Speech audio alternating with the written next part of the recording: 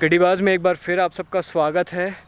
हमारा जो खूबसूरत रिजॉर्ट था वहाँ पे सवेरे उठ के हम लोगों ने जी भर के मॉर्निंग वॉक की है। मम्मी यहाँ का जो एनवायरनमेंट है उसको देख के बड़ी खुश हो गई हैं।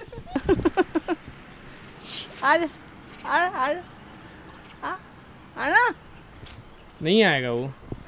हाँ। रिसोर्ट तो बहुत खूबसूरत है, अनुपम ने सब बता ही दिया। और मैंने तो ये बंदरों को बहुत एंजॉय किया। ये रस्सी ये लगाए इस पे सारा दिन भर बंदर धमा चौकड़ी करते रहते हैं। इतना मज़ा आता है कि बस।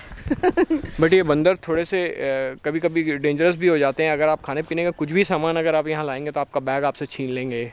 कल रात को हमने सोचा था कि सुबह जल्दी निकल जाएंगे, लेकिन सुबह बाहर निकल के जब हम यहाँ घूमे घामे तो इस नेचुरल एनवायरनमेंट में खो गए तो लेट हो गए अब। लेकिन बहुत आनंद आया।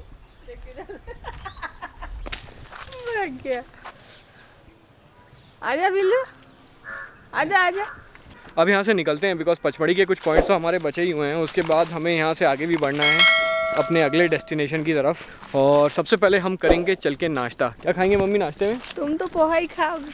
हम तो पोहा ही खाएंगे। यहाँ का एमपी में अगर आए हैं तो पोहा ही खाएंगे। थोड़े फ्रूट्स खा चुके हैं लेकिन चलते हैं पहले थोड़ा पोहा खाते हैं।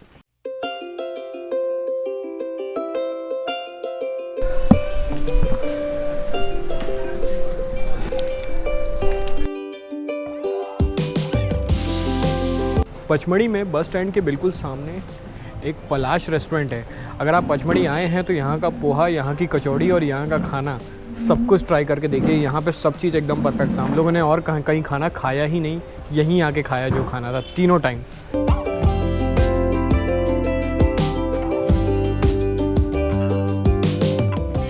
आज तो लेट सो के उठे, उसके बाद रिजॉर्ट में बढ़िया मॉर्निंग वॉक की, बंदरों का उत्पात देखा और फिर पोहा कचौड़ी खाते हुए हमें बज गए हैं 10:30।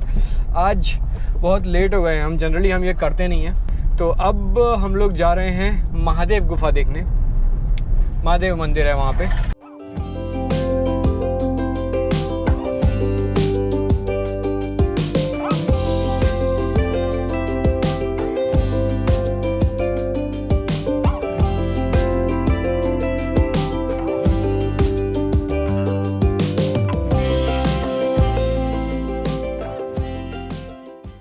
कल के ब्लॉग में जब मैं जटाशंकर मंदिर गया था तो मैंने आपको वहाँ पे बताया था कि कैसे भस्मासुर को वरदान देने के बाद शंकर भगवान को भाग के जटाशंकर मंदिर की जो गुफा मैंने आपको दिखाई थी वहाँ पे शरण लेनी पड़ी। ये जो महादेव गुफा है यहाँ भी आके शंकर भगवान ने शरण ली थी। इसी गुफा में आखिरी में जब भस्मासुर शंकर भगवान को ढूंढते हुए आया तो विष्णु भगवान ने मोहिनी का रूप लेके भस्मासुर को भस्म किया। तो भस्मासुर की जो कहानी थी वो इसी गुफा में ख़त्म हुई थी। अब भस्मासुर के भस्म होने की कहानी मैं बताती हूँ। यहाँ भस्मासुर आया और फिर क्या हुआ कि भस्मासुर शिव जी को ढूंढ रहा था। इतने में विष्णु भगवान मोहिनी का रूप धर के, मतलब सुंदर नारी का रूप रख के इधर आ गए और भस्मासुर के सामने डांस करने लगे। तो वो भी उनके साथ साथ डांस करने लगा। वो डांस में इतना मगन हो गया कि मोहिनी ने ऐसा सिर पे हाथ रखा तो भस्मासुर ने भी रख लिया। और वो उसको वरदान था कि जो सिर पे हाथ किसी के भी रखेगा तो वो मर जाएगा। तो वो खुद ही भस्म हो गया सिर पे हाथ रखने से।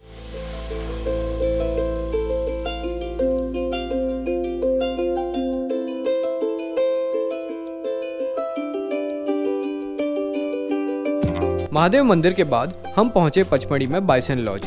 बाइसन लॉज को ब्रिटिशर्स ने बनवाया था ब्रिटिश आर्मी ऑफिसर्स के रुकने के लिए।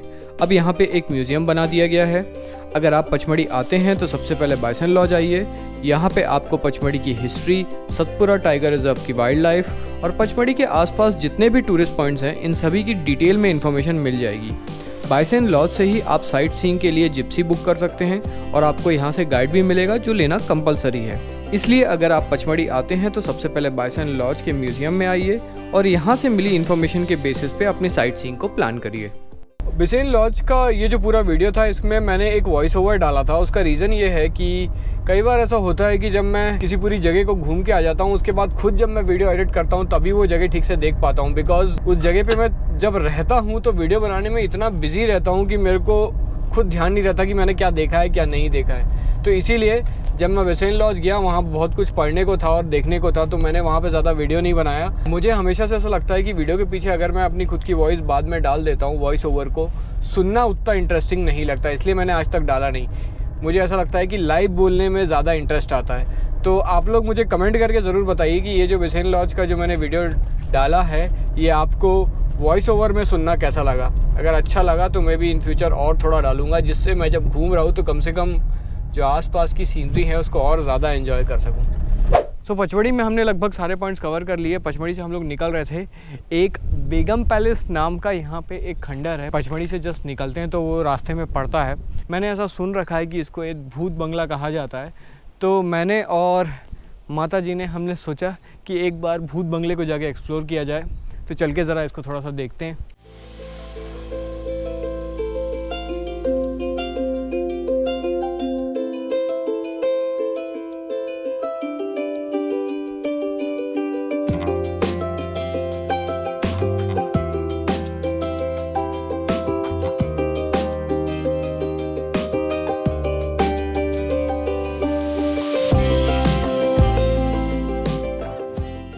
तो ये है इनका ड्राइंग रूम और ये है इनका फायर प्लेस। ये एक्चुअली में नाम तो इसका बेगम पैलेस है, लेकिन एक्चुअली में ये कोई किसी बेगम का पैलेस नहीं है।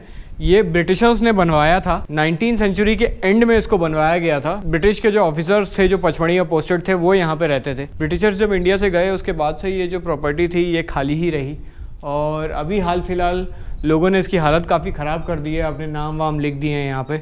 जबकि ये प्रॉपर्टी जो है बड़ी शानदार। बाहर हम जब उतरे कार से तो बहुत गर्मी लग रही थी, लेकिन जैसे ही अंदर आए एकदम ठंडी हवा लग रही, जैसे कि महल वहल बनते थे तो उनमें ठंडक रहती थी, यहाँ भी बड़ी ठंडक कुल लग रहा है और हवा भी आ रही है अच्छे से। जबकि यहाँ पे इसके ऊपर पेड़ नहीं है, इसके बावजूद अंदर आके बहुत ठंडा लग रहा है। ये पुराने जो पत्थरों के बने हुए मकान रहते हैं, इनकी खासियत होती है कि ये एकदम ठंडे रहते हैं। गर्मी में भी लग नहीं रहा है कि यहाँ पे अंदर आके लग ही नहीं रहा है कि कुछ गर्मी है। ये जो बंगला बनाया गया है इसमें लगभग हर कमरे में आपको एक फायर प्लेस मिल जाएगा। यहाँ पे है, एक यहाँ पे है, एक यहाँ कमरे में है और एक ये वाले कमरे में है। और सब रूम्स में इतनी बड़ी बड़ी खिड़कियां, तो खिड़कियों से अच्छी हवा आती होगी, तब शीशे भी लगे होंगे तो उजाला भी आता होगा।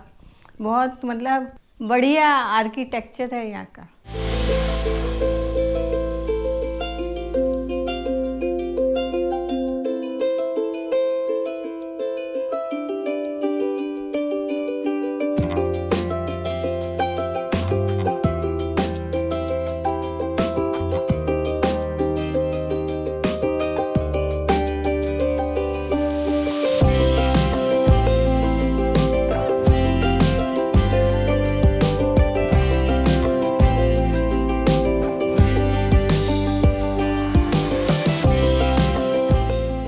बेगम पैलेस के बाद पचमढ़ी का जो हमारा सफ़र था वो अब ख़त्म हो रहा है। अब हम पचमढ़ी की घाटियों से हम लोग वापस जा रहे हैं। अगला जो हमारा डेस्टिनेशन है, डेस्टिनेशन नहीं बोल सकते, एक तरीके से मेरे घर जैसा है। अभी मैं जा रहा हूँ होशंगाबाद। होशंगाबाद में सिवनी मालवा है, जहाँ पे मेरे पिताजी का गांव है, मेरे दादाजी का घर है। तो अभी मैं वहीं पे जा रहा हूँ। रास्ते में होशंगाबाद में नर्मदा का घाट पड़ता है। अब अभी बज रहा है 4। अगर उजाले में पहुँच गए तो अपन वो घाट देखते हुए जाएंगे, नहीं तो फिर बाद में देखेंगे।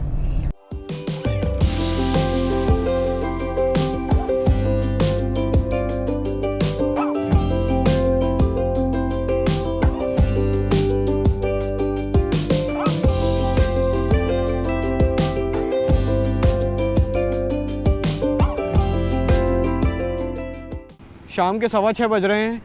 पीछे बहुत दूर आपको दिख रहा होगा सनसेट होने वाला है। जब भी सनसेट होता है मैं एक बार हाईवे पे गाड़ी ज़रूर रोकता हूँ। थोड़ी देर मैं और माता जी चहलकदमी करेंगे और उसके बाद आगे बढ़ेंगे। 3 घंटे हो गए हैं, बहुत देर से गाड़ी चला रहा था, घुटने एकदम अकड़ गए हैं गाड़ी चलाते चलाते। सूरज डूबने के खूबसूरत सीन के साथ ये हरी भरी गेहूं की लहलहाती फसल भी दिख रही है, जो कि बहुत खूबसूरत दिख रही है। ये गेहूं अब 1 आध महीने में पक जाएगा।